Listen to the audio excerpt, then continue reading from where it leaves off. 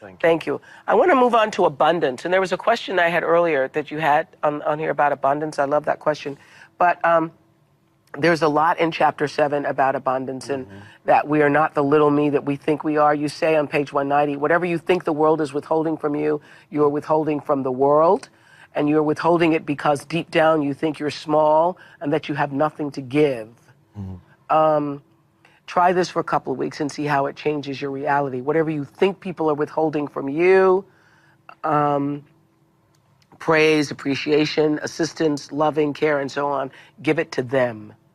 So is abundance, I was looking, do you have that question to put back here? The abundance question that somebody had asked in email?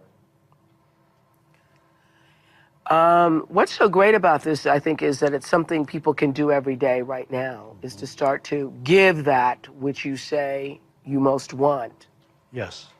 And it starts with recognizing external abundance. That if the act of recognition that there's external abundance, and what that is we'll see in a second, is the act of recognition of external abundance already brings out the abundance that is an essential part of your very being. So when you recognize abundance without, and what I'm suggesting there is to look at, you're walking past a store where there's a display of fruit, apples, oranges, and you see the abundance and the aliveness that is there. You acknowledge it there. Abundance doesn't mean that you need to buy many things. You can buy or not buy. But it's you see the abundance of water, rain falling from the sky. There's an abundance of water. There's an abundance of aliveness. There's an abundance of joy in the dog that's going past you there. And so to recognize, to see the abundance that surrounds you, even if you're very poor in the eyes of the world, the abundance is always there around you, but you need to recognize it, acknowledge it. And another word for that is gratitude. I know. I was going to say, that's why I've kept a gratitude journal for years. Yes. If you keep a gratitude journal, listen, I do this thing, just the 5 things in the day that made you most grateful. What you start to notice is that there are more things added to your list, and you don't even have time to write them all. Yes. And when you start to pay attention to the things, okay? And you also say acknowledging the good that is already in your life is the foundation for all abundance. Yes. And again, many people make that mistake because they believe that there is nothing good in my life.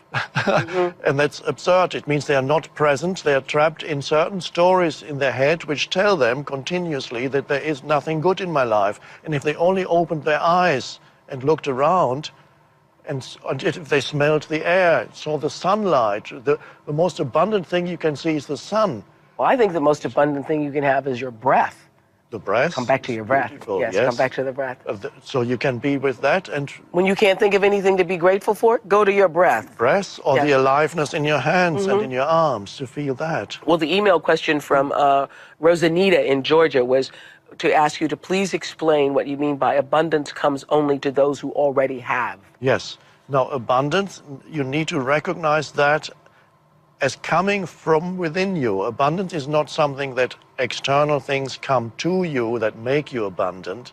Abundant is the energy that flows out of you, out of the being of who you are, into this world. So the beginning of, you initiate this process by recognizing the abundance that's all around you externally. Outflow determines inflow. And then it suddenly, the recognition already draws it out. You see? I was going to say, isn't gratitude in itself an energy field that draws more to you? Isn't it its own vibrational frequency that draws more to you? Yes. And that's what I interpreted you saying. That's it. Is that gratitude is its own energy field. Yes. And that when you acknowledge and are grateful for whatever you have, when you can see and feel the gratitude, experience the gratitude in whatever you have, that changes your vibrational frequency, literally. Yes. And allows more to be drawn to you. Yes, it changes your entire reality. It changes the way in which you experience life. Yes, it does. It changes your world.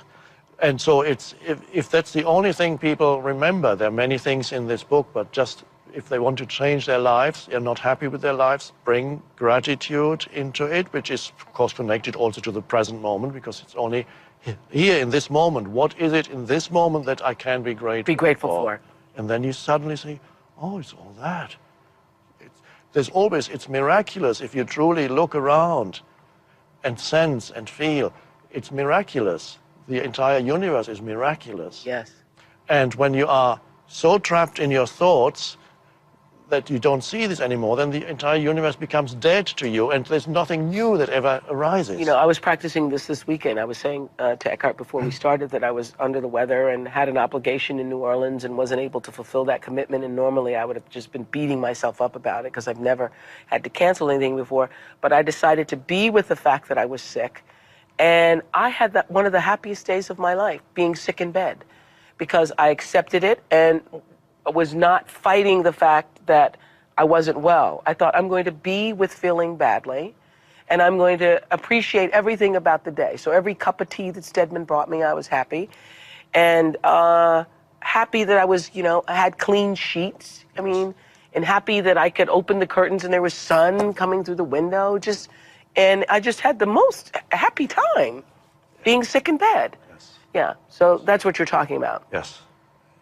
Being able to be grateful from where you are. Yes, very powerful. Yeah, if I hadn't have read this book, I might not have been able to do that. So it's been very helpful to me. And you say, go ahead. Sorry, you can even be grateful for things that on the surface don't look so good. Mm-hmm. When you accept what is, you're grateful whatever situation arises. Let's say your car breaks down, mm-hmm. and you have to change the tire in the middle of the night. And even there you can say, okay, we come to this later in the book. It begins sometimes a so-called negative situation. It begins with not resisting it. Yes. And so... Don't you say in The Power of Now, I just interrupted a thought, but don't you say in The Power of Now that all stress comes from resisting the present moment? Yes. Yeah. It doesn't come from the situation. It comes from your thoughts about the situation. Because the tire needing to be changed by itself could not cause you to be stressed. No, it just is as it is. It is as it is. And if you can see that, then suddenly you move into that, and even there comes gratitude. Yes. So your stress is about wanting the moment to be different than what it is. Yes. And that's whether it's a tire, losing your job, losing a loved one. Yes. Okay. And you sum this up, this abundance, by using a quote from Jesus saying, "Give and it will be given to you. Good measure, pressed down, shaken together, running over, will be put into your lap." That is the truth, so help me. That is just the truth. Yes, it's an amazing, amazing statement. And also somewhere else, Jesus talks about... You must like Jesus. You talk about him a lot. Oh, yes. There was a time when I was brought up as a Catholic, and then for many years I wasn't interested anymore. Mm-hmm. And then after I went through this inner shift, a couple of years afterwards, I happened to pick up the New Testament and I happened to read the Gospels, and I suddenly saw how deep all this is, these statements. That's right. And it became more than doctrine for you. Yes, yes. And so Jesus somewhere else says, I want you to have life in its fullness. I want you to have the fullness of life. And that's a beautiful statement, and people sometimes don't realize what he means by the fullness of life, because in our civilization particularly, the fullness of life means having as many things as possible. Yes. And of course, I'm convinced that Jesus was not talking about shopping malls. No. Because if he was talking about shopping malls, then the kingdom of heaven has already arrived and it's in the shopping malls. So he was not talking about many, many things. Eikart made a joke, y'all. Eikart made a funny. He was talking about something that is within you. The fullness of life is a dimension within you.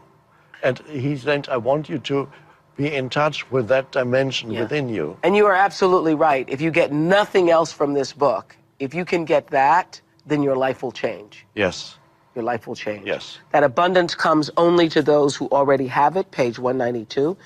It sounds almost unfair, but of course it isn't. It's a universal law. Both abundance and scarcity are inner states that manifest as your reality. Jesus puts it like this: for to the one who has, more will be given, and from the one who has not, even what he has will be taken away. And he's not talking about things. No. He's talking about your inner state Yes. of gratitude Yes. for what you already have. Yes.